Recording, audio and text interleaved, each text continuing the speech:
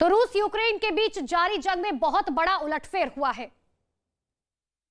Ukraine के युद्ध में एक दिन में नहीं बल्कि एक एक मिनट में तस्वीर बदल रही है। पूर्वी यूक्रेन के लोमान शहर में जेलेंस्की की सेना ने ऐसा तांडव किया कि पुतिन के सैनिक शहर छोड़कर फरार हो गए। जिसके बाद अब सवाल ये उठ रहा है कि आगे अब क्या होगा। इसी तरह पुतिन के पंजे से यूक्रेन के शहर दर शहर निकलते चले जाएंगे क्योंकि लेमान कोई छोटा मोटा शहर नहीं है, वो बेहद अहम शहर है और इतना अहम शहर है कि वो रूस की सेना का लॉजिस्टिक हब था।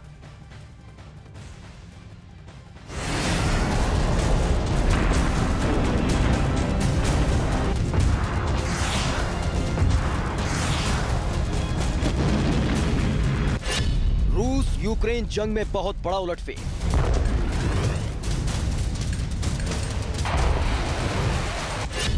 लेमान शहर पर यूक्रेन का कब्जा।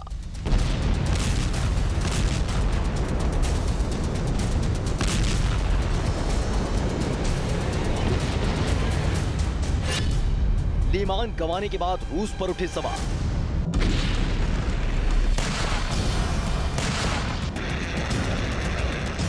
रूस से जारी जंग के बीच यूक्रेन की सेना ने बड़ा उलटफेर करते हुए लेमान शहर पर वापस अपना कब्जा जमा लिया।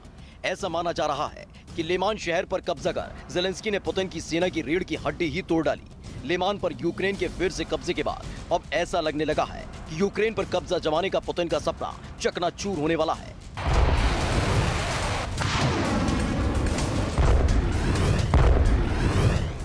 यूक्रेन का पूर्व ही वो इलाका है जहां रूस की सेना का दबदबा है, लेकिन यूक्रेन ने उसी पूर्व में बसे लेमान शहर को रूस की मुट्ठी से छीन लिया।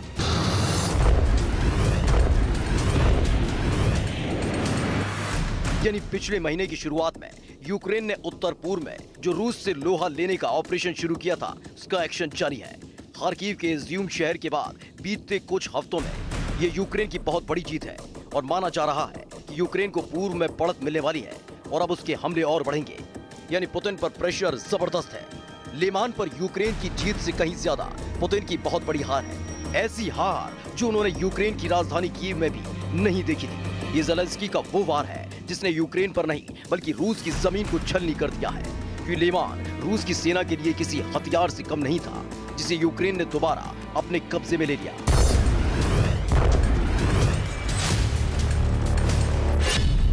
लेमान यूक्रेन का वो शहर है जो पूर्व में बसे डोनेत्स्क में आता है।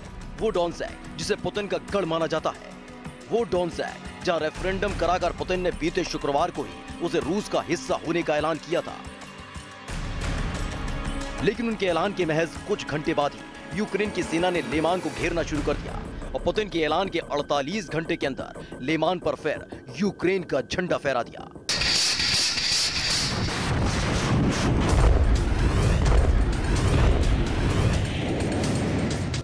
मतलब जिसे पुतिन रूस घोषित कर चुके थे उसे जेलेंस्की ने हथिया लिया। अब अगर ये कहा जाए कि पुतिन की नाक कट गई तो गलत नहीं होगा।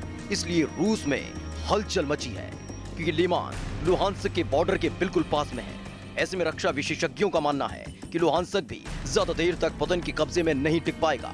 हालांकि रूस ने लेमान में अपनी हार को नहीं माना, बल्कि उसका कहना है कि उसने लेमान से अपनी सेना को हटाकर उन जगहों पर मूव किया है जहां उसकी स्थिति मजबूत है।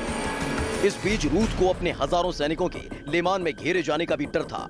यानी वही रटा रटाया बयान जो रूस ने इज्यूम शहर पर वापस यूक्रेन का कब्जा होने पर दिया था।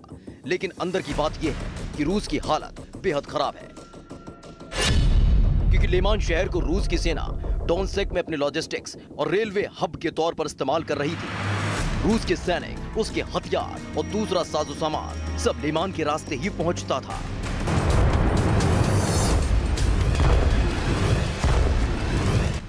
अब जब सप्लाई रूट ही नहीं बचेगा तो रूस की सेना के लिए आसपास के इलाकों में ज्यादा दिन तक कुंडली मार के बैठ पाना मुमकिन नहीं होगा।